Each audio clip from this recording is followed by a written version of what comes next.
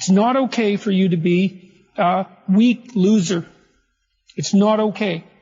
And the reason it's not okay is because you could be way more than that. And it's a crime, an ethical crime, for you to allow all that necessary potential to go to waste. It hurts you, it hurts your family, it hurts the world. Really, really, it does. And people think, oh, okay, I get it. And they do get it, because they know at some level, if you turn around and you confront the suffering voluntarily, you find out that you are way tougher than you think. It's not that life is better than you think. Life is as harsh as you think. It might even be worse. But you are way tougher than you think if you turn around and confront it.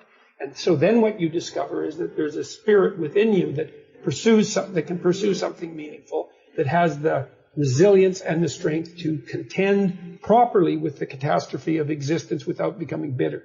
That's actually the central. So, and then I would say that's one of the central themes of 12 Rules for Life, is that make no mistake about it. Like the first noble truth of Buddhism, life is suffering.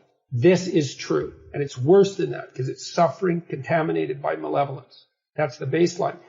And so that's very pessimistic. But the optimistic part is that you are so damn tough, you can actually not only deal with that, you can improve it. It's like, oh, well, that's a horrible situation. But it turns out that I'm armed for the task. Well, that's a great thing for people to know. And I think the fact that we're armed for the task is even more true than the fact that life is catastrophe contaminated by malevolence. We're stronger than things are terrible. And things are pretty terrible. So that means we're pretty damn strong. Wow. Yes, it's a very good thing to know. And it's not naive optimism. It's a very different thing. It's like, no, things are terrible. They're brutal. And you are so damn tough, you can't believe it. You know, the idea that in some sense you're an eternal victim, well, there's a truth in that, given that nature is conspiring to destroy you and will be successful in the end, that you're undermined by your own society at the same time you're buttressed by it, and that you're a target of your own malevolence and that of others. I mean, so there's a triad of tragic and malevolent forces that are aimed directly at your heart, and that's always the case.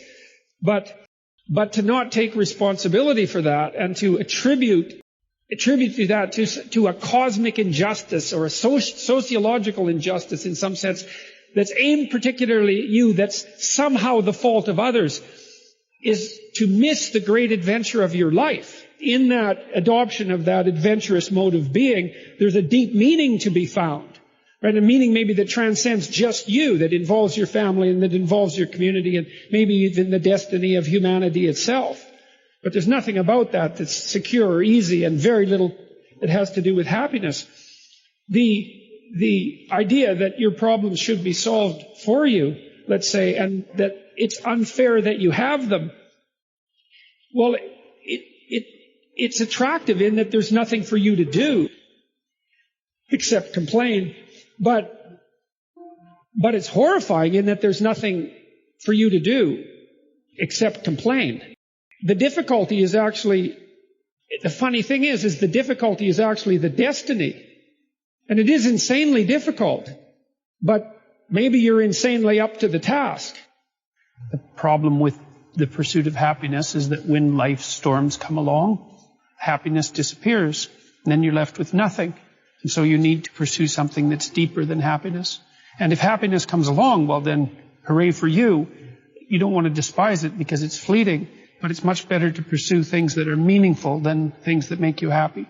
It's deeper, and it orients you more appropriately, and it keeps you centered in your own life. It makes you more useful for your family and your community. So a lot of what people find in life that provides them with a sustaining meaning is a consequence of not the pursuit of rights or the pursuit of happiness or the development of self-esteem, but the adoption of responsibility. And the more responsibility, in some sense, the better. Responsibility for yourself, for making sure that your life lays itself out like it should. Responsibility for your family. Responsibility for the community. It's people who take responsibility that are the ones that you admire. And that's the right pathway through life. That's where meaning is to be found. And I think that's probably the crucial issue, is that identification of a profound relationship between responsibility and meaning. And for many of the people that I'm talking with, it seems like that's the first time that that's been articulated for them.